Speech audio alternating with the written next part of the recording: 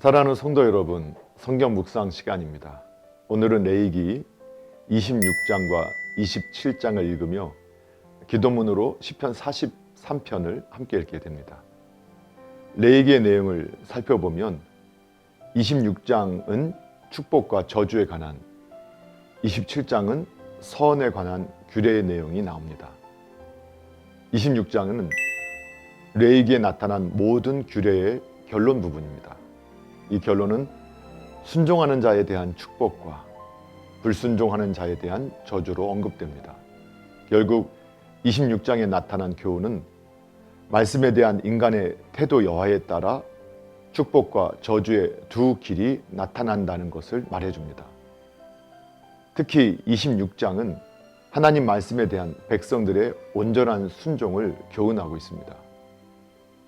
26장에는 이스라엘 백성에게 명한 세 가지 중요한 규례를 강조하고 있습니다. 먼저는 우상을 만들지 말라는 것인데, 목상이나 주상을 세우지 말며 너희 땅에 조각할 석상을 세우고 그에게 경배하지 말라고 명령하십니다. 또한 안식일을 지키라는 것입니다.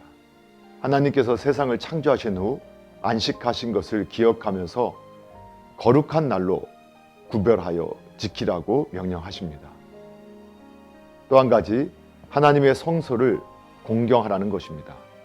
백성은 성소에 계신 하나님을 중심으로 살아가야 하며 그분만을 경배해야 한다는 사실을 보여주고 있습니다. 하나님은 그의 백성에게 여러 가지 규례를 정하셨으며 특히 위의 세 가지 규례를 더욱 중히 여겨 축복의 조건으로 제시하셨습니다. 성경에서는 순종이 제사보다 낫고라고 말함으로써 순종의 중요성을 보여주고 있습니다. 만약에 그 누구든지 하나님을 사랑한다거나 하나님을 경외한다 할지라도 그의 삶 속에서 하나님의 말씀에 순종하지 않으면 그의 하나님께 대한 화려한 고백이나 심혈을 기울인 제사는 하나님께서 전혀 인정하시지 않는 가증스러운 위선의 물거품이 될 것입니다.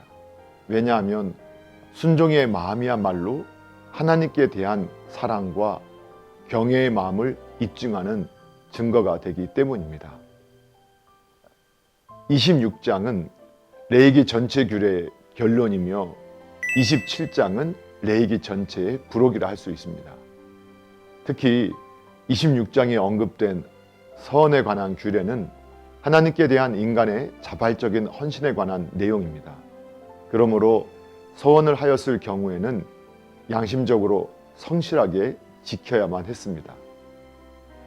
27장 후반부에는 소산의 10분의 1이 여호와의 것이라는 11조에 관한 규례를 언급하고 있습니다. 레위기 전체의 규례는 출애굽 제2년 제1월 한 달 동안에 걸쳐 모세가 여호와로부터 받은 계시였습니다. 이 모든 말씀이 27장을 끝으로 막이 내리게 됩니다. 서원을 좀 더 살펴보면 서원은 하나님께 바치겠다는 자원적인 봉헌의 행위였습니다. 이렇게 서원한 사람은 자신에게나 자기가 바치는 예물에 하나님의 축복이 있기를 간구합니다. 서원을 할 경우에 두 가지 유익이 있습니다. 첫째는 하나님과 서원자의 밀접한 관계가 이루어진다는 사실을 통하여서 서원자는 독특한 특권을 늘 기억하고 감사하는 삶을 살게 됩니다. 둘째로는 서원의 관계에서 오는 속전을 하나님께 드림으로써 성소의 사역에 필요한 재정에 도움을 줄 수 있었습니다. 이러한 특별한 맹세인 서원은 취소될 수도 물을 수도 있었습니다.